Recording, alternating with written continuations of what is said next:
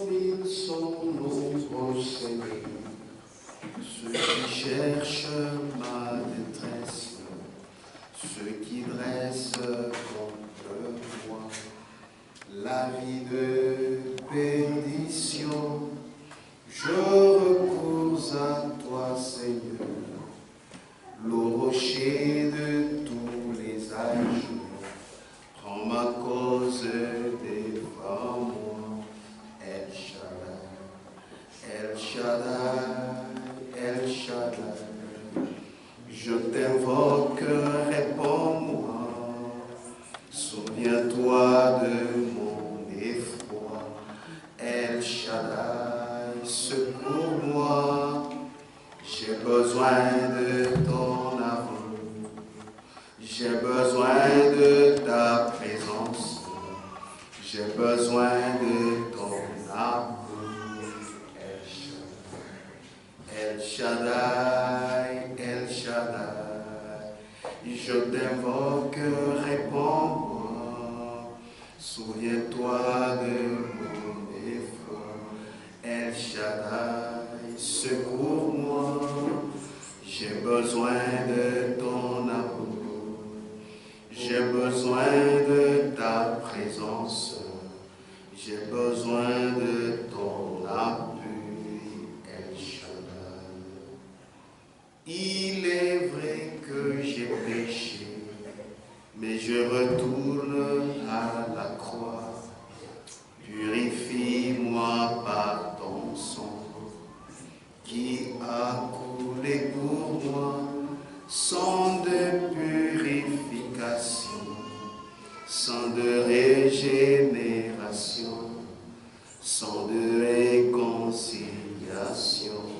El Shaddai, El Shaddai, El Shaddai, je t'invoque, réponds-moi, souviens-toi de mon effroi. El Shaddai, secours-moi, j'ai besoin de ton amour, j'ai besoin de ta présence, j'ai besoin de ton appui. El Shaddai, El Shaddai, El Shaddai, je t'invoque, réponds-moi, souviens-toi de mon effroi. El Shaddai, secours-moi, j'ai besoin de ton amour, j'ai besoin de ta présence, j'ai besoin de ton appui. El Shaddai. C'est vrai, Seigneur, tu es le Tout-Puissant. Nous le croyons du fond de nos cœurs. Personne ne peut nous faire trembler. Tout ce qui nous arrive, c'est toi qui l'ordonnes. Et tout ce qui nous arrive, c'est pour notre bien. La Bible dit, tout concourt au bien de ceux qui aiment le Seigneur. Merci pour ton amour manifesté à Golgotha. Nous ne savons rien te dire, mais reçois les louanges de nos lèvres. Et Seigneur, nous croyons que tu nous aideras. C'est un chemin difficile et périlleux, mais nous savons, ensemble avec toi, tout ira pour le mieux. Bénis ton Église, bénis tes serviteurs dans le monde entier, tous ceux-là qui prêcheront, sois avec eux, Seigneur. Donne-leur ta parole pour tes enfants. Aide-moi, Seigneur, unisaidie Bwana, qui parlerai ce soir. nitasema hii magharibi kwa watu wako. C'est un privilège, Ni bahati parce que ce sont tes enfants, kwa sababu ni batoto yako, les enfants du roi des rois. batoto ya mfalme wa Ainsi, wafalme. donne-moi ta parole, Hivi unipe neno lako, puisqu'ils en ont soif. kwa sababu beko nayo kiu. Merci, Seigneur. Asante Bwana, C'est dans le nom de Jésus-Christ, jina la Yesu Kristo je te prie ainsi nakuomba hivi avec foi. na imani. Amen. Amen. Nous allons lire dans Apocalypse. Tutasoma Ufunuo, Apocalypse chapitre 12, Ufunuo sura 12 du verset 1er kuanzia shairi ya kwanza jusqu'au verset 2. mpaka ya pili. Un grand signe parut dans le ciel, Alama kubwa ikaonekana mbinguni, une femme enveloppée du soleil, mwanamke mmoja mwenye kufunikwa na jua, la lune sous ses pieds mwezi chini ya miguu yake, et une couronne de 12 étoiles sur sa tête. na taji ya manyota 12 mkichwa yake. Elle était enceinte Alikuwa na mimba et elle criait, na alikuwa analalamika, étant en travail akiwa mkazi ya kuzaa et dans les douleurs de l'enfantement. na maumivu ya kuzala. Vous pouvez vous asseoir. Unaweza kukaa. Je tire de ces deux versets Natosha mwima 22 si mashairi 2 précisément dans le deuxième verset mushairi ya pili. le thème que nous allons voir à partir de cette semaine: Shina yetu tutaanza kuona kwanza Ijumaa, la femme enceinte d'Apocalypse 12. mwanamke wa mimba wa Ufunuo sura ya 12. C'est ce qui est écrit dans la Bible ici, Ile imeandikwa Biblia huko, et nous venons de lire. ile tunatoka kusoma. On parle d'une femme enceinte. Ndio semea mwanamke yule kwa mimba. On dit un grand signe parut dans le ciel, Anasema alama kubwa ikaonekana mbingu, une femme enveloppée du soleil, mwanamke mmoja mwenye kufunikwa na jua, la lune sous ses pieds mwezi chini ya miguu yake, et une couronne de 12 étoiles sur sa tête. na nyota na kutaji ya manyota 12 kichwa yake. Et on ajoute, Na naongeza, elle était enceinte alikuwa na mimba et elle criait, na alianza kulalamika, étant en travail akiwa mkazi et dans les douleurs de l'enfantement. na maumivu ya kuzala. La femme d'Apocalypse 12 que nous venons de lire, Mwanamke wa Ufunuo sura 12 tunatoka kusoma, c'est le symbole de l'église de Jésus-Christ. ni mfano wa kanisa Yesu Kristo, Et cela a son accomplissement effectif na ile kuna utimilifu wake dans les derniers jours. mu masiku ya mwisho, Car elle est montrée dans son rétablissement, maana ameonyeshwa mkurudishwa kwake, dans sa restauration. mkurudishwa kwake. Ceci nous voyons par la couronne des 12 étoiles. Na hii tunaiona kupitia taji ya manyota 12. Nous savons que cette église a commencé à la Pentecôte Unajua kwamba ile kanisa ilianza Pentekosta par le plein évangile. kupitia injili ya utele, On a vu ça le dimanche. iliona mjuma. Et cette église, Na ile kanisa c'est une église qui a été fondée par Jésus-Christ lui-même. ni kanisa ile ilianzishwa na Yesu Kristo mwenyewe, Mais au cours du temps, lakini kadiri ya wakati l'insecte romain est entré ilulu ya Roma iliingia et on a bousculé. na balitenkesha. Voilà pourquoi on parle de la restauration, Ndio kwa maana tunasemea juu ya du rétablissement. kurudisha vitu, Mais Dieu est toujours vainqueur. lakini Mungu yuko paka mshindaji. Son église qu'il a fondée, Kanisa yake ile alitunga, à la fin, elle va se rétablir complètement. Et elle sera enlevée. Donc toutes ces tentatives du diable vont échouer. Parce qu'en fin de compte, Jésus-Christ viendra prendre son épouse. Donc tout ce que le diable fait, ça n'aura aucun incident. Parce qu'en fin de compte, Jésus-Christ sera victorieux. Amen. Il viendra prendre son épouse. Et cela nous est montré comme cela. C'est pourquoi je vous ai dit, c'est l'église du Nouveau Testament. Mais dans Apocalypse 12, c'est plus précisément dans ces derniers jours. Puisqu'elle est montrée quand elle est déjà rétablie. Apocalypse, le livre, page 73. La couronne de 12 étoiles signifie que l'église du Nouveau Testament est couronnée de la doctrine de 12 apôtres.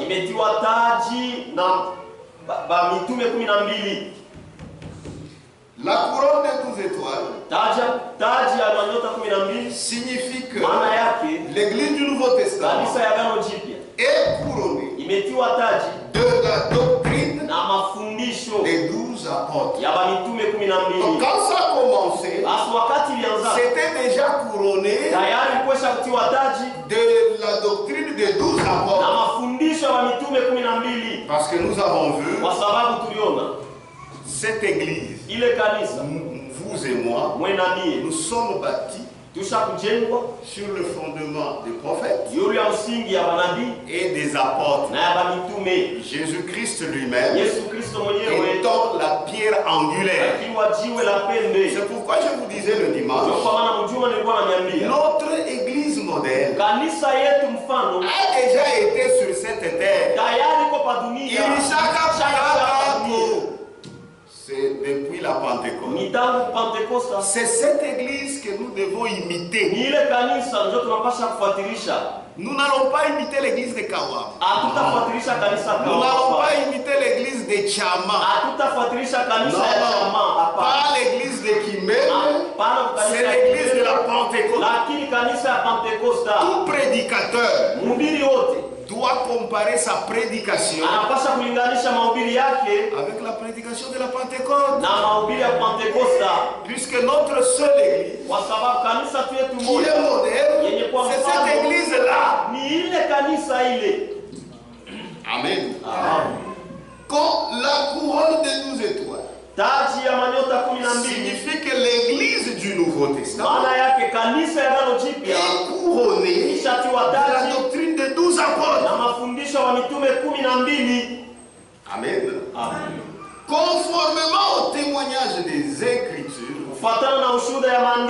l'église de Christ est à la fin retournée à l'enseignement et à la pratique originelle des apôtres. Et c'est ainsi qu'elle est trouvée lors de son retour. Quand Jésus viendra pour prendre son épouse, pour prendre son église, il la trouvera déjà rétablie. Comme c'était au début, rétabli dans la doctrine des 12 apôtres. Et ce temps-là, c'est aujourd'hui. Jésus vient bientôt. Amen. Puisque cette doctrine, cet enseignement qui est rétabli, c'est ça le message du temps de la fin. Voilà pourquoi dans ce temps-ci, Dieu devait envoyer Élie le prophète. C'est pour le rétablissement. Élie n'est pas déjà venu. Elie ashakuya. Il est déjà venu. Ameshakuya. Le message n'est-il pas prêché dans le monde entier? Il est prêché. Et le but poursuivi du rétablissement, c'est pour que Christ soit victorieux et qu'il vienne prendre son épouse. Et son épouse sortira de cette terre. Malgré tout ce que le diable fait, ça va échouer. Amen. Ça va échouer. Jésus-Christ va démontrer que ce qu'il avait fait à la croix de Golgotha, c'était quelque chose de définitif. Noté, et c'est pour la victoire. Amen. C'est pourquoi cette femme d'Apocalypse 12 est le symbole de Jésus-Christ dans les derniers jours. Quand elle est montrée dans son rétablissement, qui est représenté par la couronne de 12 étoiles. Et il n'y en a pas deux. Il n'y a que cette église-là. Cette église-là, c'est ça la femme de Jésus-Christ. Amen. Jésus n'est pas polygame. Lui n'a qu'une seule femme. Et c'est son église. Amen. Jésus ne connaît qu'une seule église. Et c'est de cette église que sortent les fils et les filles de Dieu. Car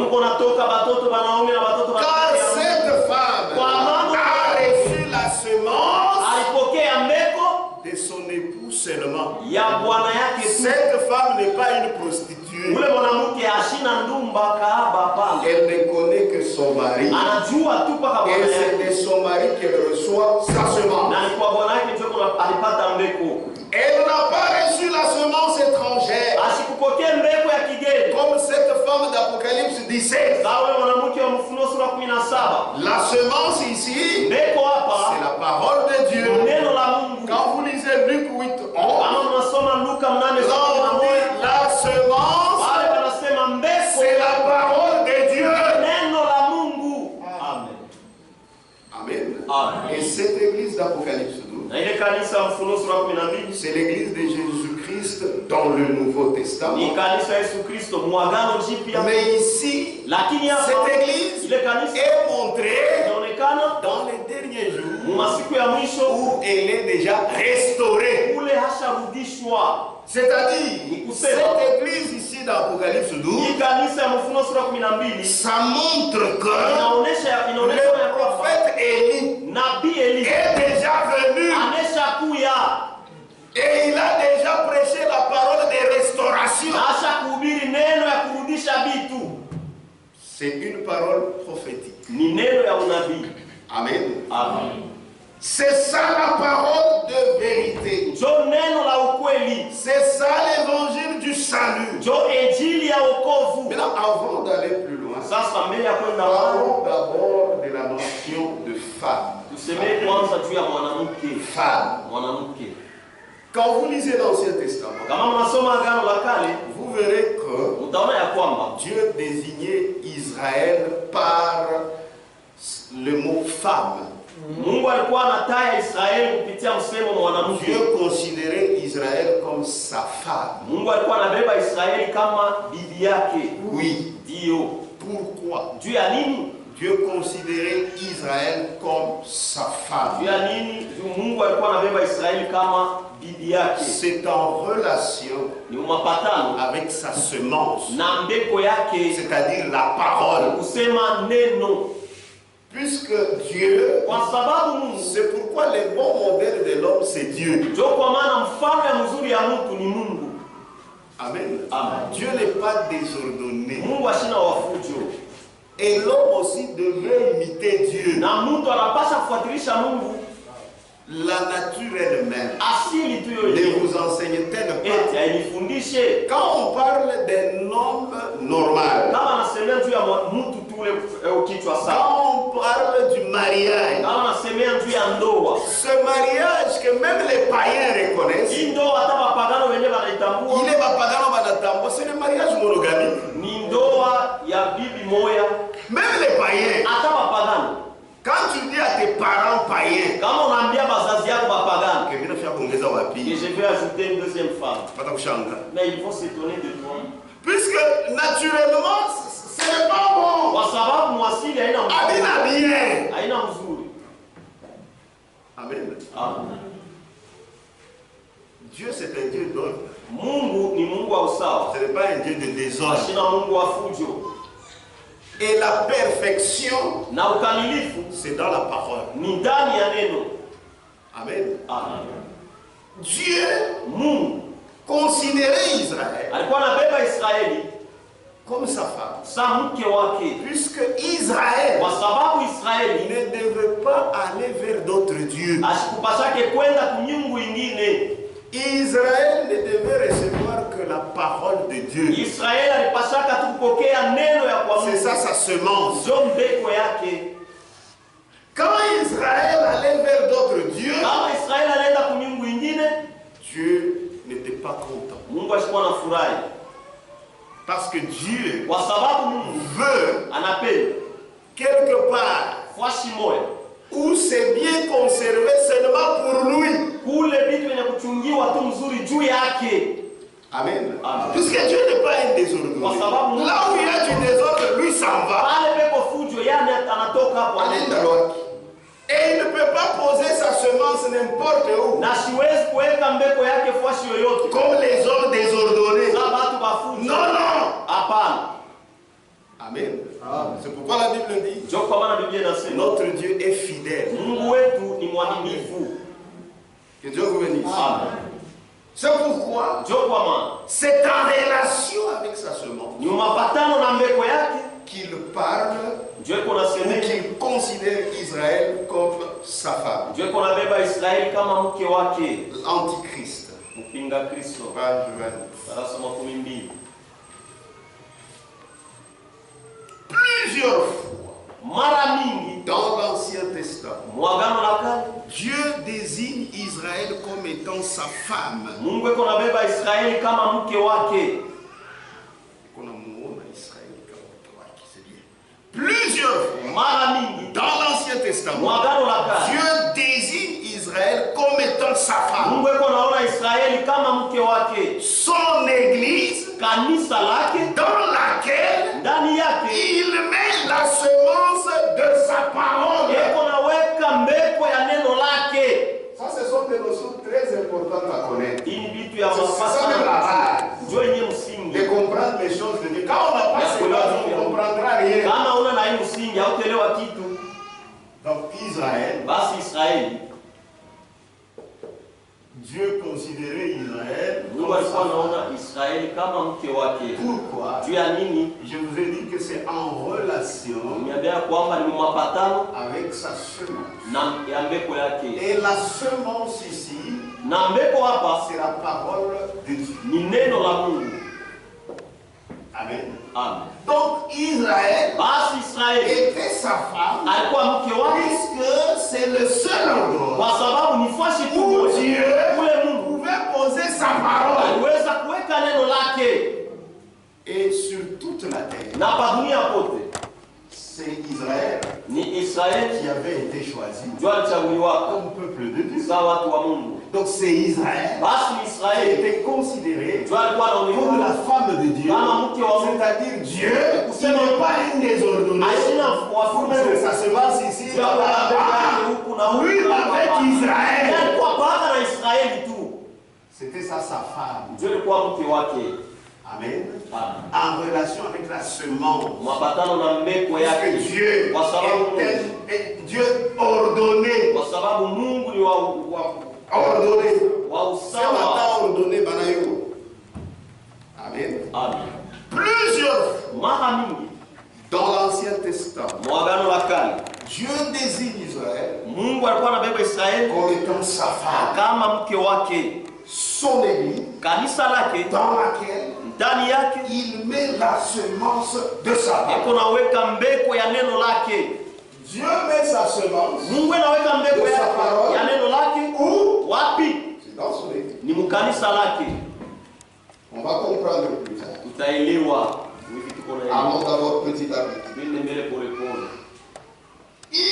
met pas sa semence asiweke mbeko yake dans n'importe quelle femme, quelle église. ndani ya kanisa yoyote, mwanamke wowote. Hapana. Lui aussi Dieu yeye naye Mungu veut une femme, anapenda une église kanisa qui lui soit fidèle, ile kumwaminifu kwake, puisque son église kwa sababu kanisa c'est l'appui et l'apport de la vérité. ya ukweli. Son église ne doit soutenir rien que la parole. Kanisa lake napasha kusimamia paka neno. C'est fini. Unaisha. C'est ce que Jésus veut. Ndio kile Yesu anapenda. Amen. Amen. Puisque lui, il est fidèle. Kwa sababu yeye kwa mwaminifu. Il veut aussi que son église soit fidèle. Anapenda vile vile kanisa yake kwa mwaminifu. Ndio. Mais là, quand Israël s'est tourné vers l'idolâtrie, sasa wakati Israeli alikuwa anaenda kumyungu kuabudu sanamu, elle s'est détournée de la parole alikuwa anatupia mkongo neno et prenait la semence étrangère. na kubeba mbeko ya kigeni. Quand elle faisait ça, wakati alikuwa anafanya Dieu l'a réprimandé. Mungu alikuwa anamkemea. Regardez comment il l'a réprimandé. Muone vile alikuwa anamkemea. Osée. Chapitre 2. Sura ya 2. Verset 4. Shairi ya 4. On ira vers verset 6. Tutafika paka shairi ya 6. Plaidez contre votre mère. Musemeye mama yenu. Plaidez contre elle, vous aimez. Plaidez pour nous, vous aimez. Plaidez contre elle, vous aimez. Plaidez contre votre mère. Mustaki mama yenu. Ah, très bien. Plaidez contre votre mère. Mustaki mama yenu. Car elle n'est point ma femme. Kwa maana hashina kama mke wangu. Amen. Mungu anashiriki. Dieu c'est fâché. Anashirika. Quand Dieu se fait anashikia Mungu sana itakuwa sasa. Hapana, Dieu se fâché. Mungu anashirika. Shirika. Pourquoi? Dieu a nini?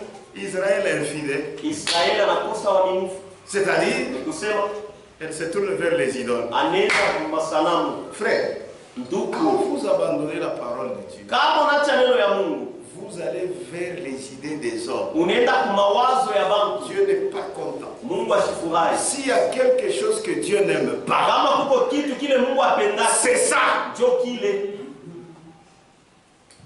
Frère, le dénominationnalisme, c'est une kitu kibaya sana. Ne tolérez jamais ça. Usivumilie kamwe ile. Parce que Dieu ne tolère pas ça. Kwa sababu Mungu haivumilie yake. Plaidez contre votre mère. Mustaki mama yenu. Car elle n'est point ma femme. Kwa maana sina mke wangu. Et je ne suis point son mari. Sina kamwe bwana yake. Amen. Qu'elle ôte de sa face ses prostitutions. Atoshe mbele yake mabusharati yake. Mabukahaba. Et de son sein ses adultères. Na mkifua yake mabusharati yake. Comme nous laissons ma vidéo, il faut répéter 2 fois. Je ne suis point son mari. Sina kamwe bwana yake. Qu'elle ôte de sa face ses prostitutions. Atoshe mbele yake mabukahaba yake. Et de son sein na mkifua yake ses adultères. Mabusharati yake. Ce n'était pas l'adultère comme ça dans le physique. C'est aller vers d'autres dieux. Aux yeux de Dieu, c'est de la prostitution. C'est pourquoi nous vous disons, quand vous voyez quelqu'un qui ne croit pas la parole, il est dans les faussetés. Même s'il apparaît être doux, être saint, c'est faux. Ce qui sanctifie, c'est la parole. C'est faux. Ce que Dieu reconnaît comme étant véridique, c'est rien que sa parole. Le reste non. On a une montre.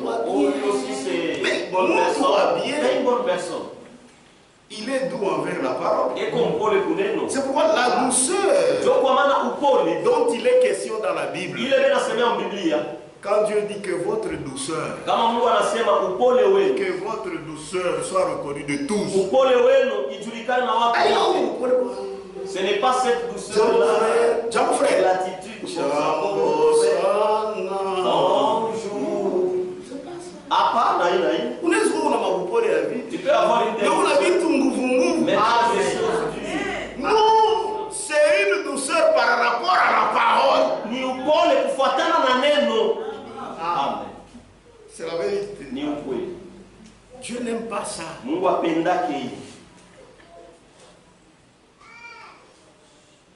Sinon, je la dépouille à nu. Je la mets comme au jour de sa naissance. Frère, c'est très grave.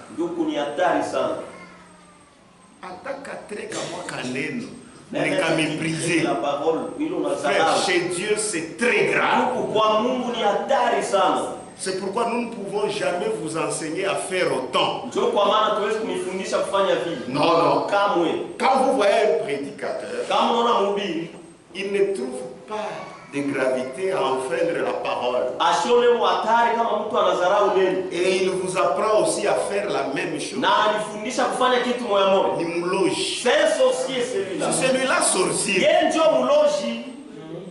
Parce que les fléaux vont venir. Qui vous a ensorcelé? Qui? C'est lui qui vous a enseigné à mépriser la parole. Ne méprisez pas la parole de Dieu. Amen. C'est la vérité. Il est ma tolérance, il y a qui théologien. Laissez ça aux théologiens. Revenons à la parole. Sinon je la dépouille à nu. Je la mets comme au jour de sa naissance. Je la rends semblable à un désert, à une terre aride. Même la vie sera dure. Et je la fais mourir de soif. Amen. Et je n'aurai pas pitié de ses enfants. Elle a des enfants. Elle a des enfants. Elle a eu la grossesse d'un autre homme. Et je n'aurai pas pitié de ces enfants. Car ce sont des enfants de prostitution. Amen. Ça, c'était le type de ce qui devait se passer en Apocalypse 17. Frère, nous sommes des enfants prophétiques. Nous connaissons les choses. C'est nous qui faisons les choses. Parlez comme Dieu parle. Si vous ne parlez pas comme Dieu parle, vous n'allez pas avertir le monde. Dieu n'y est pas. Il n'y est pas. Vous allez dire quoi?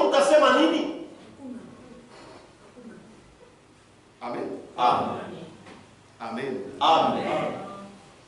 Et je n'aurai pas pitié de ces enfants. Car ce sont des enfants de prostitution. Mais toi tu as pitié d'eux. La pitié, c'est leur présenter la parole. Lui-même Dieu dit que je n'aurai pas pitié d'eux. Est-ce que la pitié de Dieu, c'est la parole qui nous leur donne?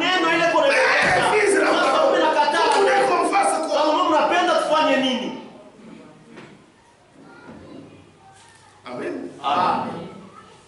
Dieu sauve par la folie de la prédication.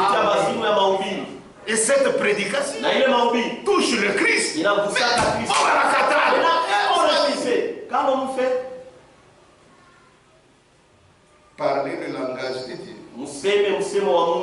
Si vous ne parlez pas ainsi, Il n'y aura point d'aurore. Hakutakuwa kama mapambazuko. À la loi Usheria et au témoignage. na ushuhuda. Si l'on ne parle pas ainsi, Kama tuseme vile, point d'aurore. hakuna pambazuko. Les gens vont m'guiser. Bantu vont rester seulement dans l'obscurité. La parole de Dieu, Neno ya c'est Mungu une lampe à nos pieds. ni taa miguu yetu, C'est une lumière ni nuru sur notre sentier. njia yetu. Il faut qu'il y ait quelqu'un qui le dise. Napasha kukuwe mtu wa kuisema. Amen. C'est pas tu arrives quelque part, tu commences une assemblée. Unaanza makutano. Il n'a pas ça, comme tu es 30e communauté, il n'a pas ça 31e communauté. S'il y a 30e communauté, ça devient 31e communauté. À part, ça c'est pas ça le message. Le message ce n'est pas pour créer qui canise, non. Non, non. C'est pour avertir. C'est pour parler clairement. Le langage de la parole. Maintenant la parole prophétique vous aide à quoi? C'est pour dire aux gens qu'il y a une dernière foulade. C'est pas le temps des églises. C'est le temps de tourner à Dieu. Amen. Amen. Amen. C'est la vérité. Dieu veut que son église reçoive la semence, c'est-à-dire la parole de Dieu. Pas de mélange. Comme font les prostituées. Lui a besoin de la pure parole. Alléluia. Amen. Il a besoin de la pure parole. Et il veut que sa femme ne reçoive que sa semence. Si toi tu apprenais que ta femme est prostituée, est-ce que ça va te faire plaisir?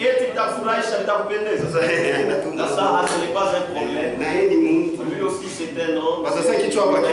On dira que toi. Lui aussi notre Dieu. Il est jaloux.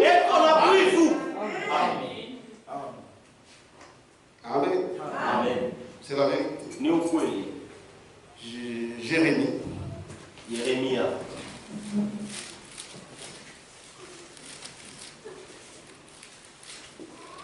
Jérémie chapitre 3. Yeremia sura ya 3.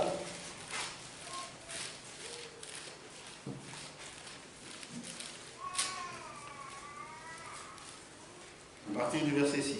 Kuanzia shairi ya 6. L'Éternel me dit, Wa milele akaniambia, au temps du roi Josias, wakati wa mfalme Josias, as-tu vu ce qu'a fait l'infidèle Israël? eti uliona kile wa kukosa uaminifu Israeli alifanya? Parlez de Moucharati. C'est Moucharati. L'infidélité. L'Éternel me dit au temps du roi Josias, wa milele akaniambia wakati wa mfalme, as-tu vu ce qu'a fait l'infidèle Israël? eti uliona kile msharati Israeli alifanya? Au lieu de recevoir seulement ma semence, Bali pa kupokea mbegu, elle va recevoir une semence étrangère. kupokea mbegu ya kigeni. As-tu vu ce qu'a fait l'infidèle Israël? Eti uliona kile msharati Israeli alifanya? Elle est allée sur toute montagne élevée Alienda kulima yote ya kuinuka et sous tout arbre vert. na chini ya miti yote, Et là, na kule elle s'est prostituée. alifanya usharati. Regardez comment Dieu présente Donc, le fait seulement de se détourner de sa parole Ile tu anatupia et aller mkono vers autre chose. kwenda kubitu Une vingine. semence étrangère. Voyez comment il parle avec des mots durs. na misemo ya nguvu. Mais oui, ça, il n'y a pas de problème. Toi tu dis hakuna mambo. Non. Hapana. Regardez, ce sont des paroles très dures. Ngone maneno ya nguvu. Ce n'était pas une prostitution physique comme ça. Haikuwa Tu usharati prends avec les idoles. ni kwenda kwa masanamu.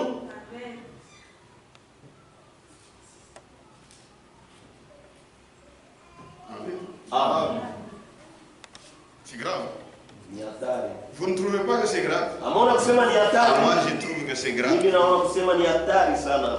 Elle est allée sur toute montagne Akaenda kumilima yote yenye kuinuka et sous tout arbre vert. na chini ya miti yote na kule Elle s'est prostituée. akafanya usharati. Je disais, Nilikuwa nasema après avoir fait toutes ces choses, kisha kufanya hivi vitu vyote elle reviendra à moi. atanirudilia, Mais lakini elle n'est pas revenue. asirudi Et sa soeur, na dada yake La perfide Juda en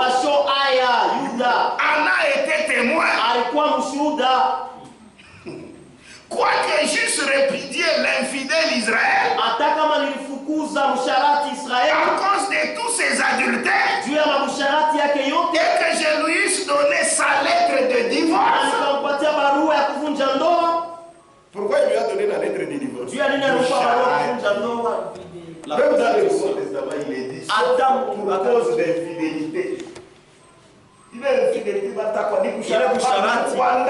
va te répudier. Amen. Amen. On va te répudier. Je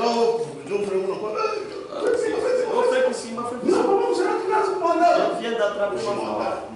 Je vais la répudier. Non, non, ne la répudie pas. Si tu devais la répudier, quand tu l'amènes chez moi, c'est pour vous réconcilier. Non, on n'a pas un ministère à vous conseiller ça. Je vais trouver à l'issue. Non, non. Est-ce que toi tu l'as suivi? Reste avec elle. De la répudier là-bas et tu l'amènes. Je vais te conseiller. Amen. Si vous venez avec à comprendre à sa frère à la mourir. Je vais comprendre que le frère l'a pardonné. Maintenant, Achina tout le courage. Maintenant, il n'a pas le courage. Mais moi, je vais l'aider. Ça, ça m'est je vais te prêcher. Je vais te prêcher en sortant, tu vas tout oublier. Amen. Amen. Amen. C'est la vérité. Mais où il est côté, Dieu te permet à l'âme.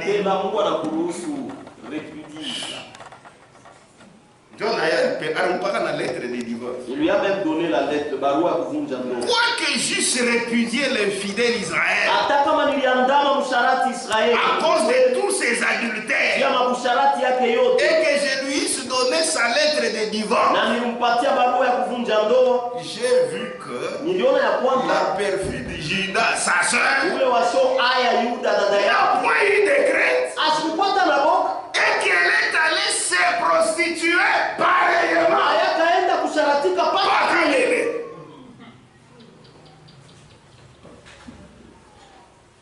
Amen. Amen. Amen. Amen.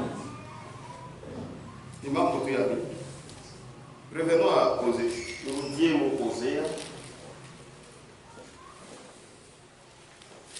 Osée. Osée. Chapitre 2. Verset 7. Leur mère s'est prostituée. Celle qui les a conçus. Leur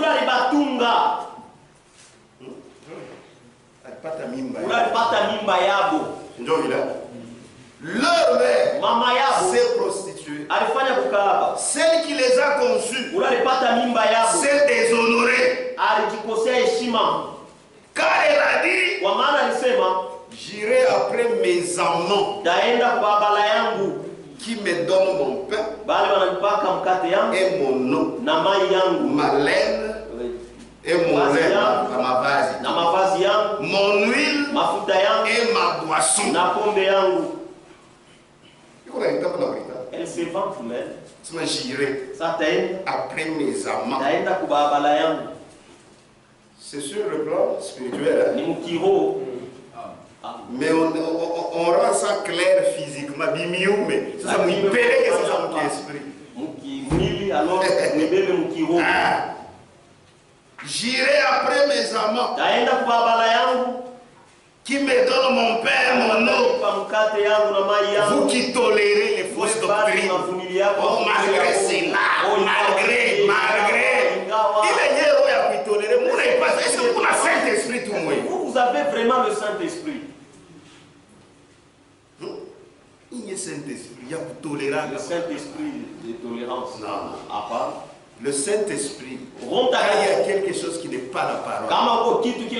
Frère, donc Saint-Esprit, il n'a bougé. Ça bouge. Amen. J'irai après mes enfants. Qui me donne mon pain et mon eau, ma laine et mon lin, mon huile et ma boisson. Osée 5. Verset 3. Je connais Ephraïm. Et Israël ne m'est point caché. Car maintenant, Ephraïm, tu t'es prostitué. Et Israël s'est souillé. Leurs œuvres ne leur permettent pas de revenir à leur Dieu.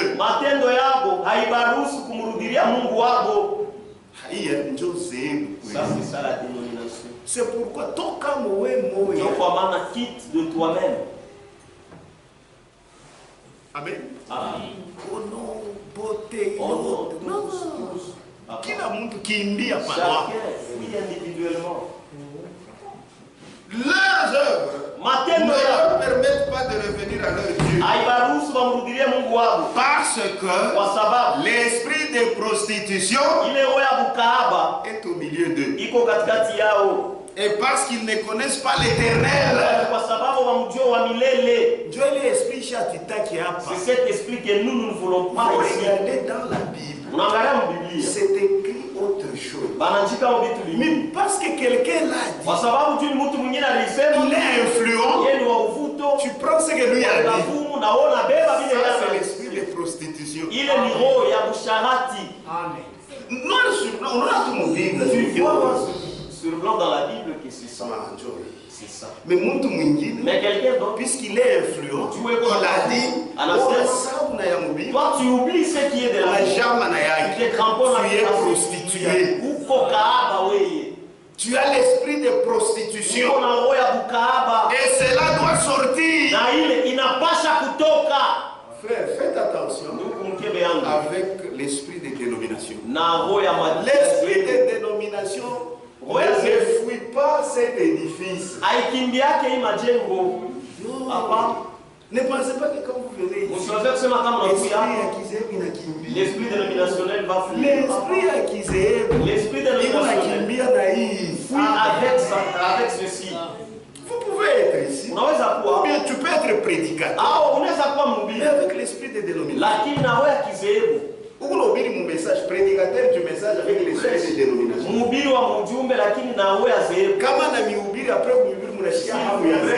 Et après avoir terminé à prêcher, vous avez l'envie de la dénomination. Vous commencez à... C'est un esprit qu'il voulait.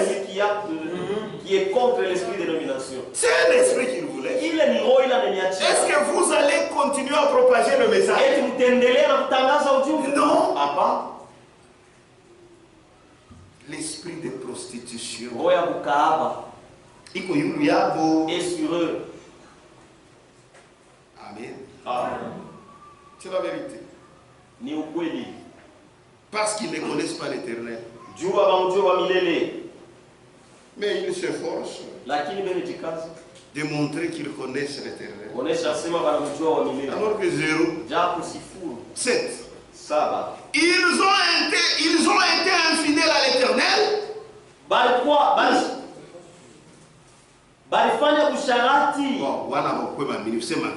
Je sens que c'est ce qui vient dans ta tête. Dis-le. Ils ont été infidèles à l'Éternel. Car ils ont engendré des enfants illégitimes.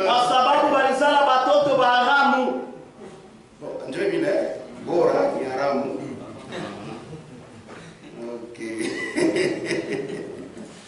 Merci. Bon, maintenant, il y a un musulman qui va donc, Aram, ça va, merci. Tu m'as informé, frère. C'est bon. C'est bon, frère.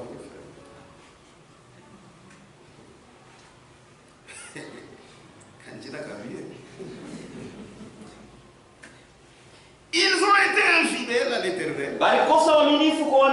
Car ils ont engendré des enfants illégitimes. Dans leur processus, et ils engendrent, ils mettent au monde. Maintenant, un mois suffira pour les dévorer avec leurs biens. C'est pourquoi je vous ai dit, c'était le type de cette église de l'Antichrist, Apocalypse 17, qui engendre aussi ses enfants par les différentes semences qu'elle reçoit. Mais ce ne sont pas les enfants de Dieu.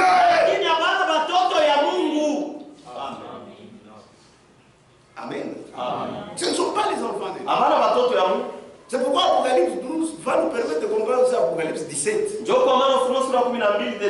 Ça n'a rien à faire quand quelqu'un dit les enfants de Dieu se trouvent dans Apocalypse 17. Les affaires de Dieu ne les connaît pas. Amen.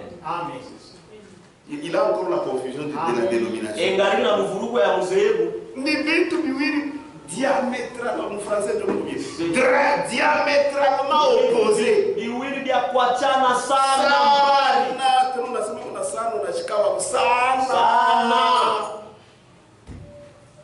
C'est comme deux lignes parallèles, frère.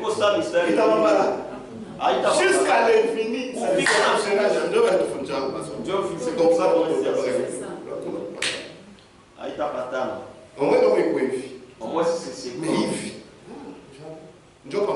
Apocalypse 17. C'est la même chose avec Apocalypse 17 et Apocalypse 12. Amen. Amen. Mais là, quand quelqu'un il vous prêche, c'est comme si dans Apocalypse 17, là aussi, il y a aussi la sémence de Dieu. Ah, la photo. Non, il a commis l'erreur. La parole de Dieu a aussi sa logique. C'est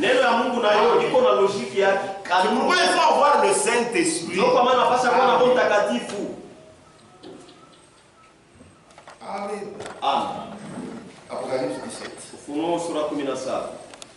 Est-ce qu'on comprend? Amen. Tout le monde est d'accord. Nous allons maintenant. Apocalypse 17. Verset 7. Sur son front était écrit un nom. Un mystère. Pas que il faut savoir, il faut que Dieu te le révèle. Babylone la grande. Babylone mkubwa. La mère des impudiques. Mama wa basharati. Et des abominations de la terre. Apocalypse 17 enfante aussi. Mais ce ne sont pas les enfants de Dieu. Amen. Il a des enfants. Mais ce ne sont pas les enfants de Dieu. Amen. Antichrist. Kupinga Kristo. Antichrist. Kupinga Kristo. Page 20. La révolte contre Dieu et contre sa parole conduit du culte à Dieu au culte aux idoles. Amen. Si vous révoltez contre vous révoltez contre la parole, ça te conduit kutoka kuibada ya Mungu unaenda kuibada ya masanamu. Donc tu es un idolâtre. Frère, tous ceux-là qui ont refusé ce message, ils ont rejeté la parole. Ils se sont tournés vers les cultes des idoles. Frère Franck continue. C'est ainsi que naît une race de faux enfants de Dieu. Des années 80. C'est ainsi que naît une race de faux enfants de Dieu.